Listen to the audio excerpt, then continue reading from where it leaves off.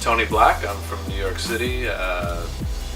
New York City-based producer, engineer, recording engineer, and musician, and I've been based out of there for the past almost 30 years.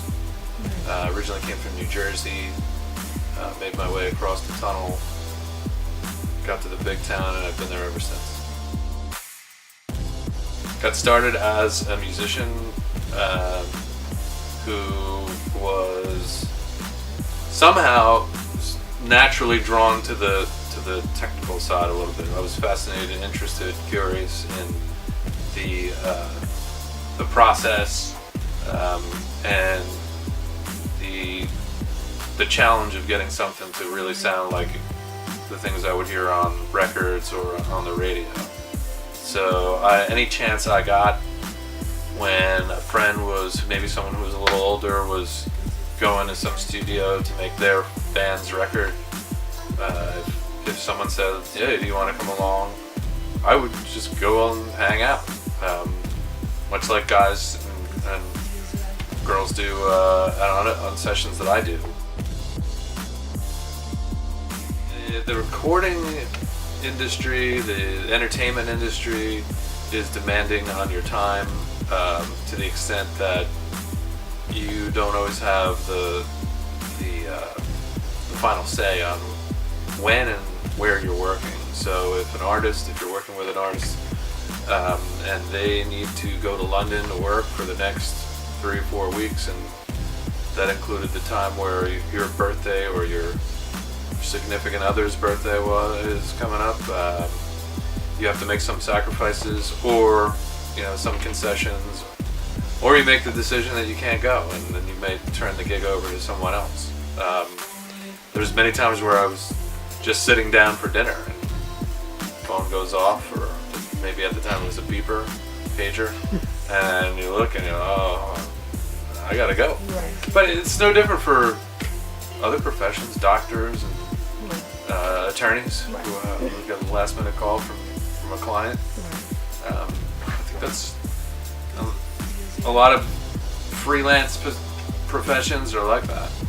You have to work when the work is there, and then there's times where you have plenty of free time if you're in between jobs.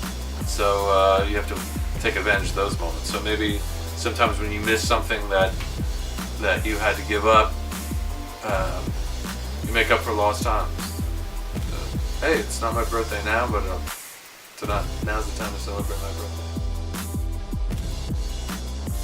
I tend to do some label stuff where I'll get a call like, come and record Mary J vocal for something, or last summer it was like Lauryn Hill and more Mary J for a Nina Simone tribute.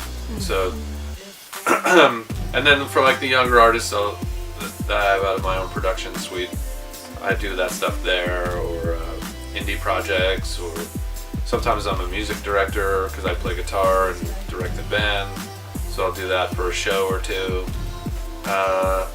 and you never know what's next. I mean, I'll be around doing something somehow in the music game for hopefully a lot longer. It's huge. It's a people's business. It's a relationship business. I think that anyone who's being truthful would say that, hey, listen, most of the jobs I've come across or gotten involved with are because of someone knowing me, and we had a good relationship, or that person recommended me. It goes to your reputation as a person. If people don't like you, I mean, you can't run around going like, I'm going to make sure everyone likes me. I think it's just it's something that happens naturally, and either they do like you or don't. I mean, I'm sure there's plenty of gigs I don't have or didn't get because someone didn't like me somewhere. Right. So that'll tell you how important the networking and relationships are. Best working relationship. There was many. Generally speaking, they were always pretty equal. And my level of involvement was always about the same. Also, I never really put more effort or more involvement into any artist over another. So it's that same thing. I mean, if I was gonna say self-enjoyment, would I look back on and go, oh, that was the most fun? Some of it was some of the independent artists I worked with, who took a little bit more to as a learning process. So it doesn't matter whether it was someone who was selling 10 million records or someone who hadn't sold one yet. They're all about the same.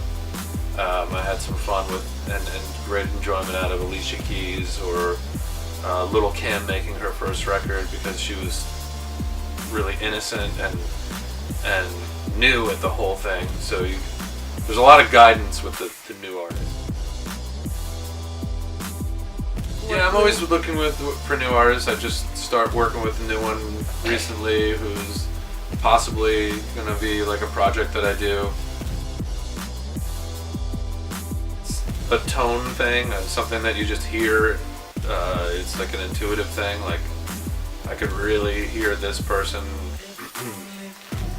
improving enough or making some sort of a statement that you haven't heard before, or sometimes it's just the passion from the person or the drive that you feel like, hey, this person really wants to work at it and is driving, pushing.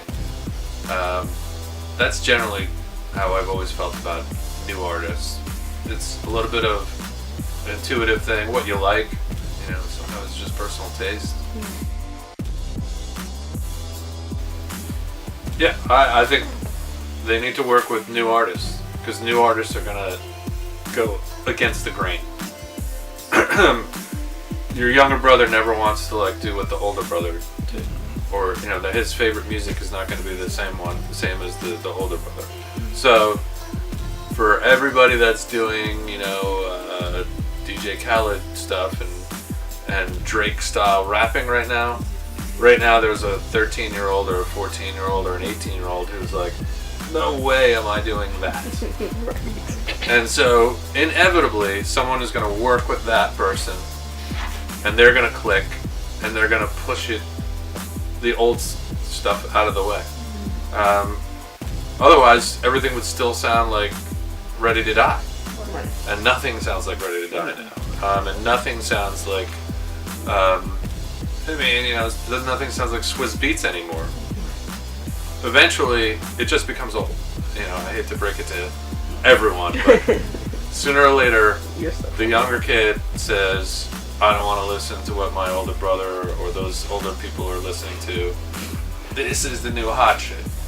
Right. And it becomes that. And then everyone goes, what happened? And everybody sounds the same. Not to the people that are doing it. Right. I'm sure that when I remember it clearly when Ready to Die happened, Nas was dropping his record, Method Man. Generally speaking, everybody thought that those records all sound the same, like that weren't in it. The older crowd, and then the younger crowd. Their attitude became like, all that stuff sounds the same. So then they came with new stuff. And then it just, then you're into a new cycle. It's gonna happen for the person that is a control freak that does all their own thing, or the person that hires everybody to cater to them, or service whatever they need. I think there's everything can work.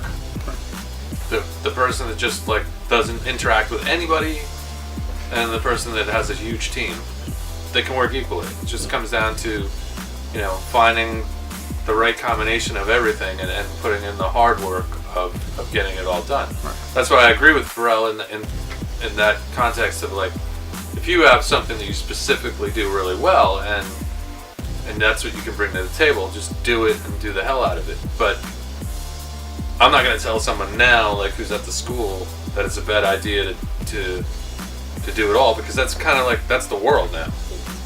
So, like an up-and-comer, like say someone that isn't an accomplished artist yet, who hasn't sold 10 million records, who can't afford to hire someone to do everything. Yeah, you have to like learn it all now. You have to learn everything. I think it's the same for a video producer. You got to learn the software side of it and the filming side of it. Unless you're huge, unless you've got the budget to pay. There's guys who do video that can do everything, but they're like, you know what? It makes a heck of a lot more sense for me to run around and do about 10 shoots and let my editors put it all together, because now I've got 10 shoots that I just billed for. And with an artist, an up-and-coming artist someone who's at the college here, yes, learn everything. But then it's that person that has the sense of understanding how to work with other people, or how to use their skill set the most. Learn it. But listen, if you're not the best at running Pro Tools while you're writing the beat, write the beat. Some people that come here may find that as they're writing beats and they want to be artists, that they have a real knack for the technical side of things, and they're just pretty good at making beats. So maybe they should be mixing and interacting with the producer who makes incredible beats. That I've respected the artist no matter what, with regards to their art, to what they wanted to achieve. That I worked hard and was never, taking something personally that was going on in the room with regards to the amount of hours, or someone asking to take another shot at a vocal or a guitar part for the 9,000th time. Your patience is tested. I don't care who you are. It's not your final call on something, or even if it is, you might be losing patience with the person because they're stumbling over a line or a part. So I'd like to be kind of known as someone who hung in there and was into the end and didn't throw things around the room and yell at people.